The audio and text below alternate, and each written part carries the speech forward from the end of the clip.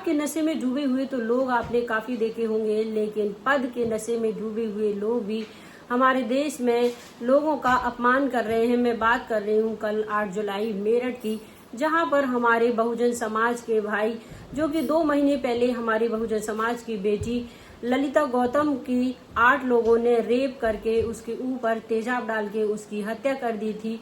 उसके न्याय के लिए वह धरने पर बैठे और जिनकी संख्या भी काफी कम थी और बड़े ही शांतिपूर्वक तरीके से वो लोग धरना कर रहे थे, जिसमें बूढ़े, बच्चे और महिलाएं भी शामिल थी, साथ ही कुछ नाबालिग लड़कियां भी थी।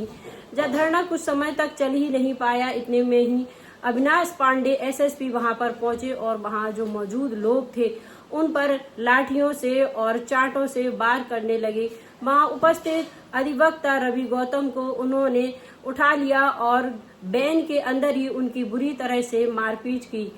तो यह घटना यह पद की जो नशा है उसको व्यक्त करती है, और साथ ही जो इनका इस प्रकार का जो रवैया है वह ये भी दिखाता है क्यों उन्होंने इस प्रकार का बर्ताव किया, क्योंकि वो जानते हैं ये समाज के ये युवक बैठे हैं वो सदियों से शोषित हैं और आज भी जो है वह गरीबी और बेरोजगारी के मारे हुए हैं। ये कमजोर तबके के लोग हैं, इन पर अत्याचार करना आसान होगा।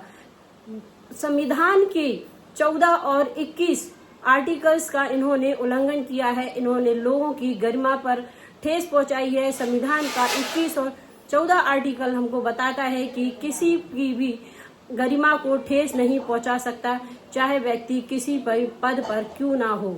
लेकिन उन्होंने इन दोनों आर्टिकल्स का उल्लंघन किया और लोग जो वहां पर धरना कर रहे थे शांतिपूर्वक, उनके ऊपर लाठीचार्ज किया, मारपीट की। इस प्रकार की घटनाएं हमको बताती हैं कि हमारे देश में जो कानून व्यवस्था है वो कितने गलत हाथों में है, लोग अपने पद का मिसयूज कर रहे हैं। इस प्रकार की घटनाएं समाज में लोगों पर डर पैदा करती हैं। जो लोग न्याय के लिए आवाज उठाते हैं, आगे बढ़ते हैं, उनको भी कुचलने की कार्य करती है।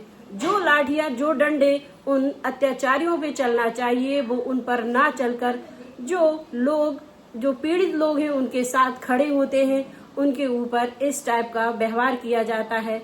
यह एक मरी हुई, सड़ी हुई मानसिकता का ये प्रतीक है। इस प्रकार के लोगों के ऊपर SC/ST एक्ट लगना चाहिए और इनको इनके पद से जल्दी बर्खास्त करना चाहते हैं।